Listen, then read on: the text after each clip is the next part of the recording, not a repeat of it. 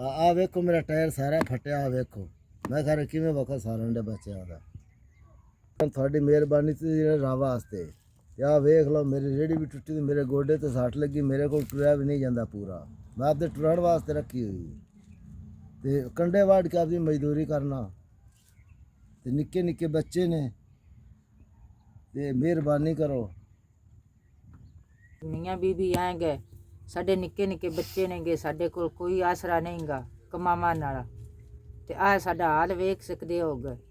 ਜਿਵੇਂ ਦਾ ਅਸੀਂ ਬੈਠੇ ਹੋਇਆਂਗੇ ਤੇ ਆ ਰੇੜੀ ਬਣਾਈ ਆਏਗੀ ਵੀ ਇਹਦੇ ਨਾਲ ਥੋੜਾ ਹੋਰ ਨਹੀਂ ਮਿਹਨਤ ਮਜ਼ਦੂਰੀਆ ਕੰਡੇ ਕੁੰਡੇ ਲਿਆਣ ਕੇ ਤੇ ਬਾਲਾਂ ਦੀ ਰੋਟੀ ਪੂਰੀ ਕਰ ਲਈਏ ਸਾਡੇ ਕੋਲ ਸਿਰ ਲੁਕਾਵਣ ਨੂੰ ਵੀ ਜਗ੍ਹਾ ਨਹੀਂਗੀ ਅਸੀਂ ਆ ਢਾਰਾ ਜਿਹਾ ਬਣਾਇਆ ਹੈਗਾ ਢਾਰਾ ਜਿਹਾ ਬਣਾਇਆ ਤੇ ਇਹਦੇ ਹੇਠ ਅਸੀਂ ਬੈਠੇ ਆਂਗੇ ਮਿਹਰਬਾਨੀ ਤੇ ਆ ਤੁਸੀਂ 5000 ਰੁਪਇਆ ਸਾਨੂੰ ਦਿੱਤਾ ਹੈ ਸਾਡਾ ਰੋਜ਼ੀ ਦਾ ਮਸਲਾ ਟੁਰ ਜਾਵੇ ਤੇ ਅੱਲਾਹ ਤੁਹਾਨੂੰ ਦੀ ਬਹੁਤ ਇੱਜ਼ਤ ਦੇਵੇ ਅੱਲਾ ਤੇਰੀ ਜ਼ਿੰਦਗੀ ਕਰੇ ਅੱਲਾ ਤੇਰੇ ਬੱਚਿਆਂ ਨੂੰ ਇਹ ਤੂੰ ਬੜਾ ਦੇਵੇ ਤੇਰਾ ਵੀ ਕਾਰੋਬਾਰ ਚਲਾਵੇ